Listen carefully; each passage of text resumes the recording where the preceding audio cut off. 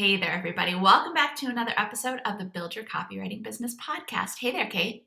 Hello, hello. Hello. And I feel like we should tell everyone that Kate's voice might break a little Be a bit, little deeper than be a little normal. bit deeper. She's having a little bit of a rough time of it. She did test positive for COVID, poor thing. But you're home, taking care of yourself. You're It's the beauty of remote work. Look, we can exactly. still podcast and talk and not infect each other.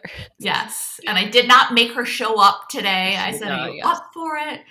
But she said, yes, let's get this information out into the world because she's So that important. dedicated. So with that said, let's talk about today's topic.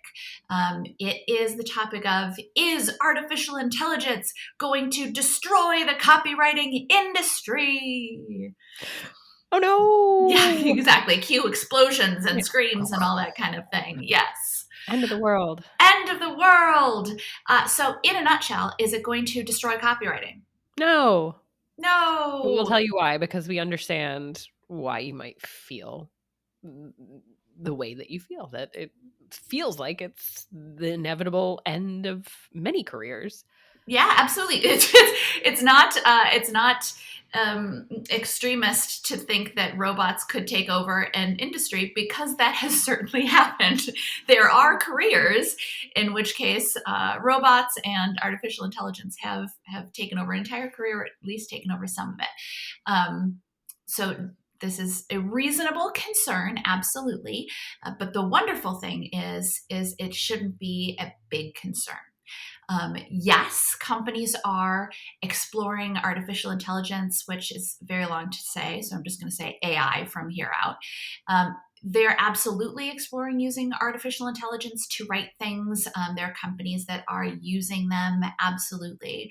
But there are some fundamental elements of AI that make it very, very different from an actual copywriter and make it very limited in its capabilities. Number one, it can't be creative. Fundamentally, artificial intelligence cannot be creative. It can synthesize things based on various inputs, but it doesn't have the capacity to generate new ideas the way the human mind does. Much like artificial intelligence, despite what the movies will show us, it doesn't have emotion. It doesn't have the capacity for emotion. It also doesn't have the capacity for creativity. It cannot create something new. It can only synthesize the inputs it's given. So yes, it can synthesize things. It can come up with a blog post that for the most part makes sense and maybe only raise your eyebrow once or twice at some wording. But when it comes to creating actually new concepts, it is fundamentally unable to do it. Yeah. So when we say creativity too, as we've talked about in the past, creativity doesn't necessarily mean being clever or witty or whatever. It means concepting. So if you're writing an email, or actually I'm going to use banner ad as an example. I think it's an easier example for my brain right now.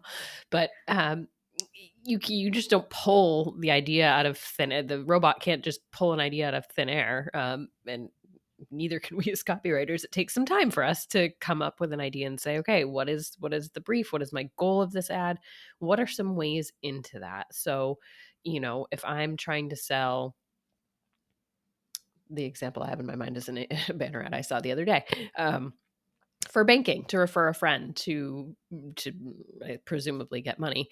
It was a bad banner ad example, but what are some ways into that of, okay, if I'm referring a friend and I get $25, like, okay, is there an angle of what I can do with that $25 of like refer a friend and take them out to lunch? I cannot concept while speaking. But you get the idea. Or am I going to do something else that's about, boosting my savings account? Like, is that the bigger benefit to me? Or is it about giving my friend access to the same great benefits I have of my credit card? Or is it something else? So there are all these different angles that you can take for any copy project. And so that's the start of a copy project. That's where we, start with that concepting phase. And if we've talked about concepting before, we'll link to it in the show notes. Concepting is a step that you don't want to skip ever, but that's a huge, probably arguably, I don't know if you agree, Nikki, but I feel like that takes up more time than the writing often. The writing is Mhm. often the quote unquote easier part of the process, but getting these ideas, getting the concept down, that's what we still can do that a machine cannot do. Mhm. Yeah. And it can't strategize. It can't look at a project like that and go, what we know about this target audience is they feel this way, but this has been going on in the world. So it might be interesting to play with this angle. And okay, well, and we know that this is going to go to this landing page. So we want to make sure to, it's unable to do that by its very nature, which is actually kind of a funny word to use for AI, but it's unable to perform these very, very essential elements of being a copywriter. As Kate said, it's not just about, or as I'm extrapolating on what Kate said, it's not just about taking words and moving them around in a sentence and then testing it to see which sentence works. There's so much more that goes into crafting effective copy. On top of all of this, of what it can do in terms of the actual strategizing and creativity in creation of copy, it also can't perform another very important role as a copywriter in that it can't be a partner to its clients the way that we are. We sit down with a client and we talk through a project and we explore all of the different angles and we explore the goals and we explore. I mean, Kate and I will tell you there are plenty of times, or really all students will tell you, there are plenty of times when you sit down to talk to a client and you're talking a project through, and the more you're talking about it, the more the two of you or you help them to realize they should be working on a different project first or a different project entirely. Or even just the way that they were approaching a project should be changed in order to make it more effective. We're not just producers. People don't just give us a creative brief. We write something and we send it back. That's not what we do.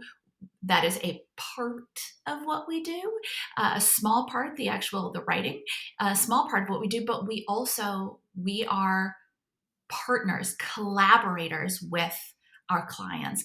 And AI, computers, robots are also, again, fundamentally incapable of doing that.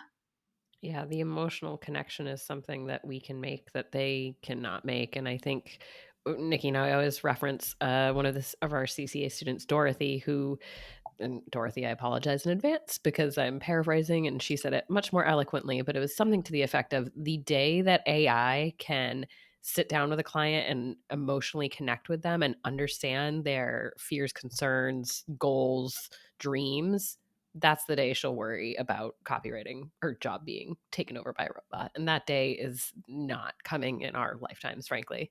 It's just, there's not that ability to understand on a level that maybe your community, there's a lot of communication that happens that's not necessarily verbal, right? And so you can feel when your client is hesitant to go down a path, and you can talk about why that is and explain why that might be the best path and how to you can put their concerns at ease. Or you can also share in their successes and in their goals and say, wow, great, awesome, we achieved this awesome thing that we set out to achieve. What's the next thing that we're going to do, and how can we take that to the next level? And you can build on that relationship that you've started.